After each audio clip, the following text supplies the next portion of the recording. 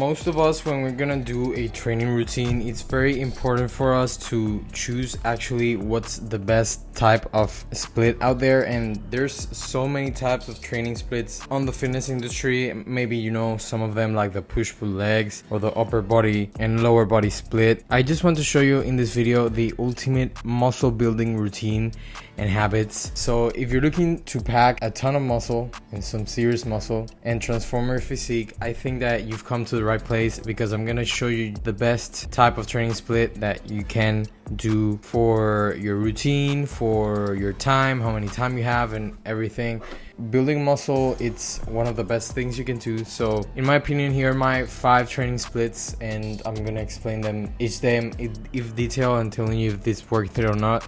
The first one is the push-pull leg split. This really depends. For example, you can do a push-pull leg split 4 days a week, 5 days a week, or 6 days a week. For example, you can do a push-pull legs and then upper lower on Friday and Saturday. You can also do just push-pull legs 2 times per week, or you can do a push-pull legs, rest, and then a full body workout that day. It all really depends, as I'm gonna tell you at the end of this video, how many sets you're hitting every single muscle group each week, which I'm gonna also mention that at the end on this video. But the important here on push-pull legs is that you need to do it at least 4 times a day. And you need to do it at least 4 times per week. But this is gonna be one of the most highest volume training splits, because you're hitting your legs twice a week, and push-pull, you can do a lot of things there. Now the second one is upper and lower split. This one you can do from only 2 times per week to all the way up to 6 times per week. I'm talking about the days per week you train, not the times you train the muscles. So this is a good alternative if you really want to build muscle the fastest way possible. Just do a upper lower, upper lower, upper lower, as you can see, and as I'm showing you in my little board. This is great for those people who really want to work out and have a lot of time to work out and go to the gym, like me.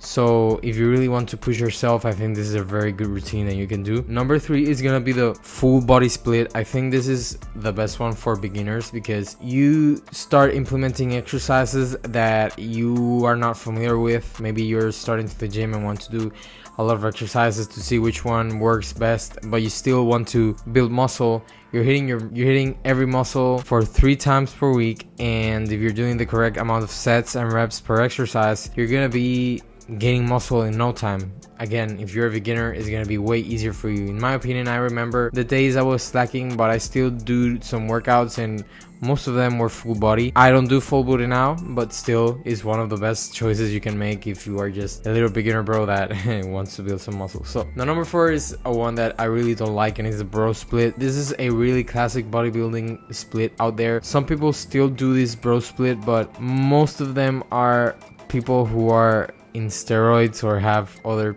performance enhancing drugs. So yeah, that's why I don't like this type of training split, because the bad thing about this one is that you only have 1 day per week to train just one muscle. For example, Mondays you only do chest, then Tuesdays you only do legs, then Wednesdays you only do arms. It's maybe counterintuitive on science. You're going 5 days a week, why just not train your muscles more, like the push-pull legs or the upper lower? Get me? So that's why I don't really like the bro split, even though it's good for some people, mostly people who are using steroids. Just by having steroids in their system, they're gonna just build more muscle. This is by far the 4 most popular training splits out there. I think this is, in my opinion, my best one. In my opinion, is gonna be the push-pull legs or the upper lower. It really depends on how many time you have, how your habits are outside the gym, you know, what you do outside the gym. You go to college, you study a lot, you have a job, you have a very demanding job. How many time you have? Do you have kids? If you're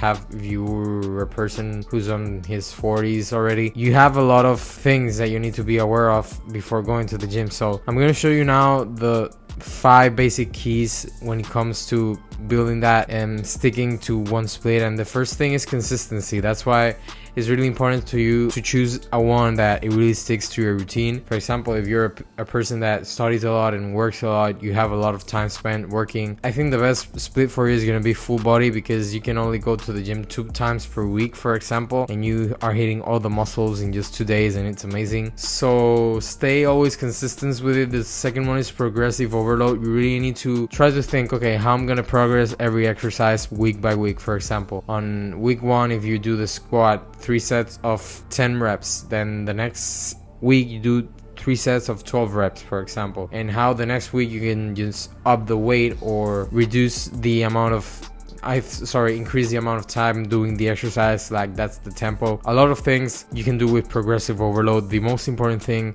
when it comes to this training splits is that you also enjoy this, enjoy the training split, and as I said before, be consistent. Number 2, as I just said right now, to have progressive overload. Number 3 is to have a good nutrition.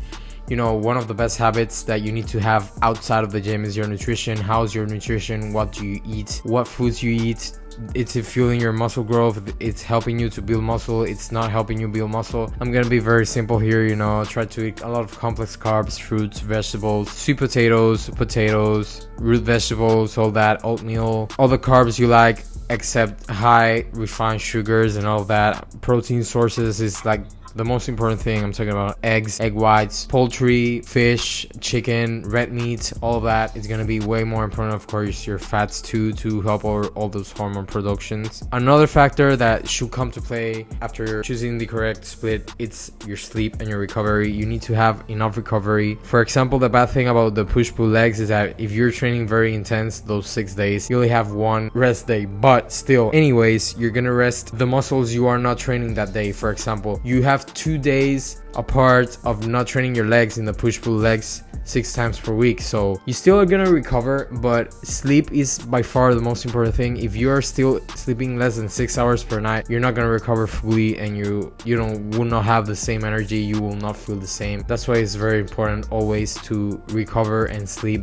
the best amount of time you have for your body. And the last one is hydration and supplementation. I think hydration is key to getting all those electrolytes in. We need sodium, we need potassium, we need magnesium, we need all those electrolytes to keep our muscles functioning the correct way based on the contractions and relaxations of the muscles. Because if you eat very low amount of electrolytes or drink a low amount of electrolytes, it's gonna be bad for your muscles. You're gonna feel a lot of cramps, and that's why it's important to eat carbs and eat protein and eat fats, not just restrict yourself. Okay, now supplements, it really depends on your needs, but I think if you supplement with creatine, protein powder, and fish oil, I think those 3 supplements are one of the most effective supplements that you can take. So in this way you get all those benefits. Now the rest of the supplements is based on you, based on your needs. For example, if you go trim fasted, I think that BCAAs is a good choice that you can make. But if you don't trim fasted, BCAAs is not a great choice to make, because you will not need them, because you will get all your BCAAs from foods, very high protein rich foods. Okay, so remember, after all of this, you need to create those habits like I just mentioned, but also building muscle takes a lot of time. That's why most bodybuilders tell us that you need to trust the bulk. After maybe 2 months, you always feel full, oh man, but it's part of the process. And if you want to build muscle, you need to stay very consistent with both training and nutrition. So I hope you really enjoy this video. You can subscribe to my channel, please. Thanks y'all for watching my long form videos. If you see my shorts too, that's great. But at the end of the day, you're the one who makes all of these choices. I'll give you the options, and this video was all the training splits. So I'll see you guys next week. And remember, like in all the videos, master it, enjoy it, and stay consistent with it. See y'all in the next video.